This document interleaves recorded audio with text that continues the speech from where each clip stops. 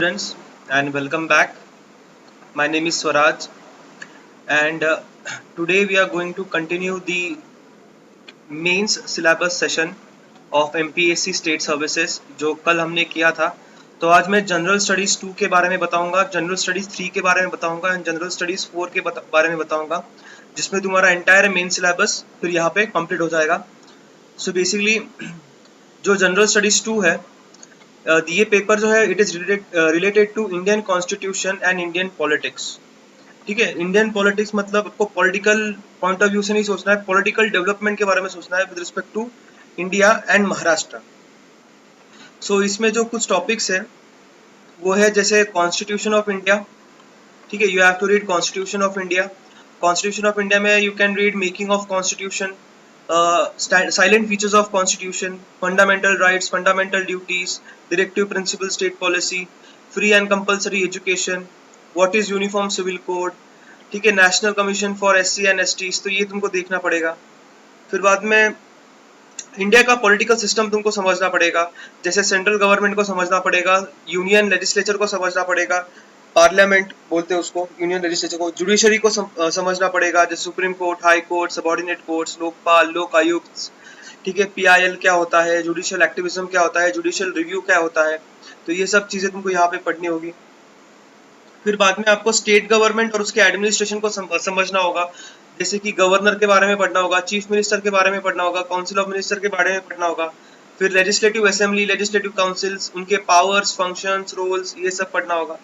फिर बाद में you can see you have to learn about district administration. ठीक है, डिस्ट्रिक्ट एडमिनिस्ट्रेशन इवॉल्व कैसे हुआ, जैसे कलेक्टर विलेक्टर है, उनके पावर्स, उनका जो स्टैट्यूट है वो पढ़ना होगा. ठीक है, administration of and Panchayati Raj system तुमको देखना होगा.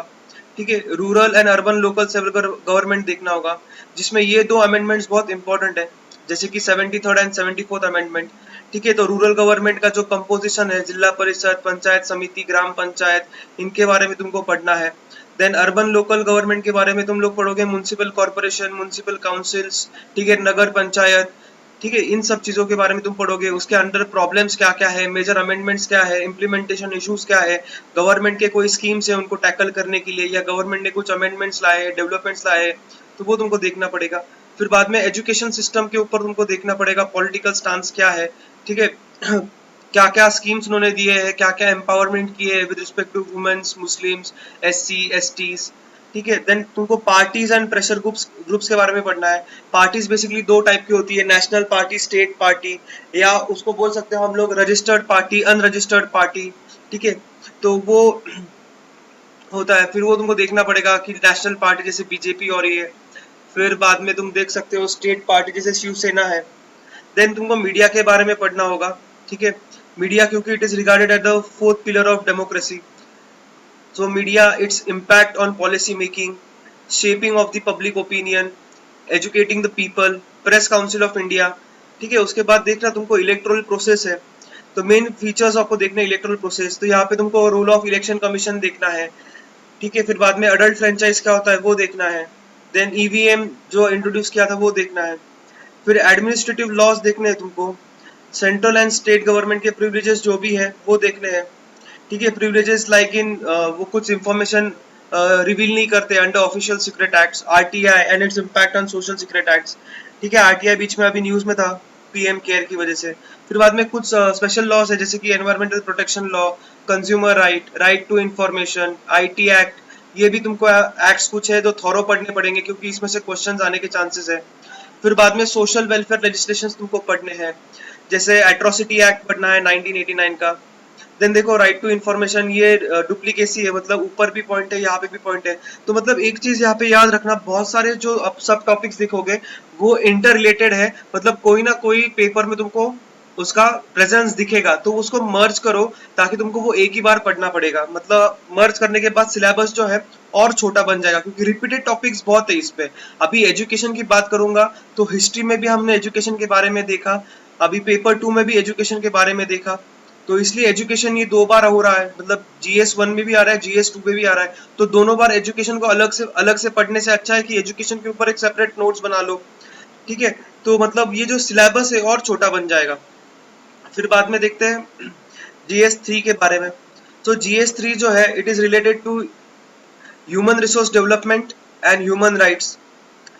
तो यहाँ पे तुमको ह्यूमन रिसोर्स डेवलपमेंट के बारे में पढ़ना है, जैसे present status of population in India, quantitative aspect जैसे size, growth, sex ratio, age, urban rural population, ठीक है, तो वो देखना है। फिर बाद में तुमको कुछ एजुकेशन जैसे एनसीईआरटी, यूजीसी, ओपन यूनिवर्सिटीज, एआईसीटीज, इनके बारे में तुमको पढ़ना है। देखो वापस यहाँ पे भी एजुकेशन आ गया, मतलब GS1 में भी एजुकेशन था, GS2 में भी एजुकेशन है, GS3 में भी एजुकेशन है।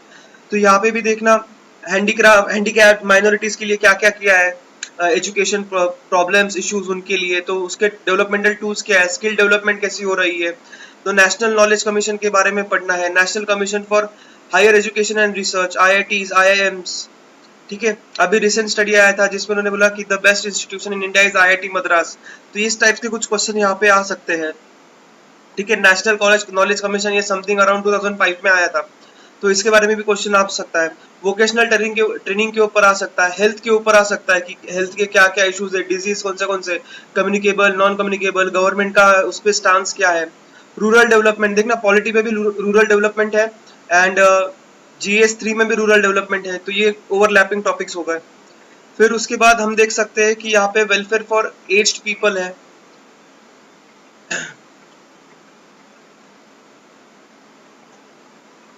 हाँ। तो यहाँ पे हम देख सकते हैं ह्यूमन राइट्स के टॉपिक में universal declaration of human rights है, तो child development, women development, youth development, फिर ट्राइबल डेवलपमेंट है। तो इनके ऊपर स्कीम्स गवर्नमेंट के, उनके प्रॉब्लम्स, उनका पॉपुलेशन का कौन से डिस्ट्रिक्ट में है, कौन से स्टेट में सबसे ज्यादा है, तो वो तुमको पता होना चाहिए, ठीक है। तो बेसिक है जो स्कीम्स पता होना चाहिए कि SC ST के लिए कौन सा स्कीम है, विडोज के लिए अगर कोई स्कीम है, डिसेबल्ड पीपल के लिए कोई स्कीम है, उनके ग्रांट्स, उनके लिए बजट अलोकेशंस, ठीक है। तो उनके प्रॉब्लम्स क्या क्या है, तो वो भी तुमको पता होना चाहिए। Then moving to the GS4 paper, it is with respect to economy and planning, economics of development and agriculture और साइंस एंड टेक, मतलब economics and science and tech है पूरा। तो इंडियन इकोनॉमी तुमको पूरा पता होना चाहिए कि चैलेंजेस क्या क्या है इंडियन इकोनॉमी के, पॉवर्टी, गरीबी, unemployment, regional imbalances, economic process कैसे होता है, ठीक है, टाइप्स। तो 5 ईयर प्लान पढ़ने तुमको सारे, ठीक है। फिर बाद में देखना decentralisation, 73rd and 74th amendment act पढ़ना है, मतलब ये पेपर 2 में भी है, मतलब GS2 में भी है और GS4 में भी है, तो ये ओवरलेइंग टॉपिक हो गया। फिर वापस फिर अर्बन एंड रूरल इंफ्रास्ट्रक्चर, ये तीनों GS में है देखा गया तो, अर्बन रूरल इंफ्रास्ट्रक्चर डेवलपमेंट। तो मतलब ये सिलेबस जो है बहुत ही छोटा है, अगर हम लोग सेम टॉपिक्स चारों पेपर में से निकालेंगे तो। फिर इंडस्ट्रीज के बारे में देखो, इंपॉर्टेंस ऑफ इंडस्ट्रीज, कोऑपरेशंस के बारे में देखो, कोऑपरेटिव सोसाइटीज के बारे में देखो, उनके लेजिस्लेशन। फिर 97 कॉन्स्टिट्यूशनल अमेंडमेंट एक्ट है, वो तुमको पढ़ना होगा यहाँ पे।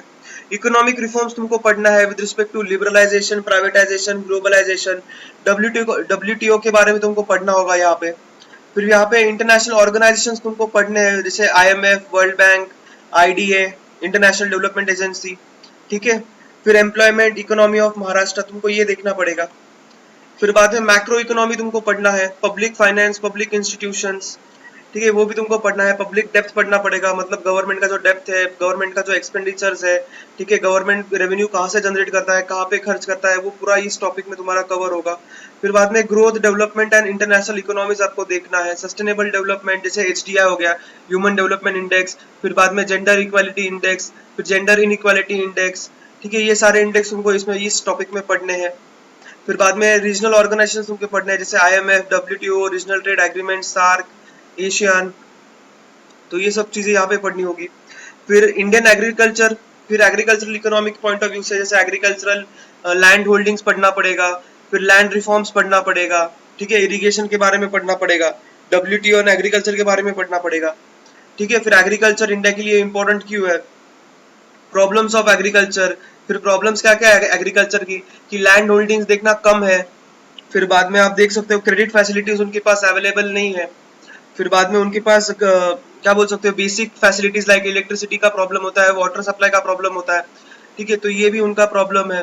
फिर बाद में जो प्राइजेस है उनके, वो उनको ठीक से नहीं मिलते, तो मतलब मीडिएटर्स बहुत है यहाँ पे, तो वो एक प्रॉब्लम्स है। तो उसको रिजॉल्व कैसे करेंगे, तो कौन से बैंक्स है एस्टेब्लिश किए है, जैसे नाबार्ड है, ठीक है, फिर रीजनल रूरल बैंक्स है, फिर बाद में उनके लिए क्राइटेरियाज क्या क्या है, फिर बाद में फूड एंड न्यूट्रिशन के बारे में पढ़ेंगे, फिर उसके बाद साइंस एंड टेक का एक टॉपिक आ जाता है यूएस 4 में ही, जैसे एनर्जी देखना है, कंप्यूटर एंड इंफॉर्मेशन टेक्नोलॉजी, फिर आपको स्पेस टेक्नोलॉजी के बारे में पढ़ना है, बायोटेक्नोलॉजी के बारे में पढ़ना है। बेसिकली अगर साइंस एंड टेक जो है ना वो तुमको करंट डेवलपमेंट से ही पढ़ना है, तो बेसिकली एनसीईआरटी से आप बस क्या बोल सकते हो, बेसिक नॉलेज ले लो एंड उसको लिंक करो तुम करंट इवेंट्स के साथ, करंट अफेयर्स में, तो आपको पता चल जाएगा। फिर न्यूक्लियर पॉलिसी ऑफ इंडिया आपको पढ़ना पड़ेगा, तो हमने दो टेस्ट किए थे 1974 में एंड 1998 में, तो दोनों के नाम क्या है, तो वो टाइम पे प्राइम मिनिस्टर कौन था, तो ये तुमको बता सकते हैं। डिजास्टर मैनेजमेंट आज का बहुत ही बड़ा टॉपिक है, तो वो तुमको डिजास्टर मैनेजमेंट के बारे में पढ़ना पड़ेगा, अर्थक्वेक्स के बारे में पढ़ना पड़ेगा, सुनामीज के बारे में पढ़ना पड़ेगा, ठीक है। फिर ये सब चीजें हैं जो तुमको साइंस एंड टेक में तुमको कवर करनी है। सो ये तुम्हारा एंटायर सिलेबस था। Hope you have understood the session. If you have any doubt you can comment below. Thank you.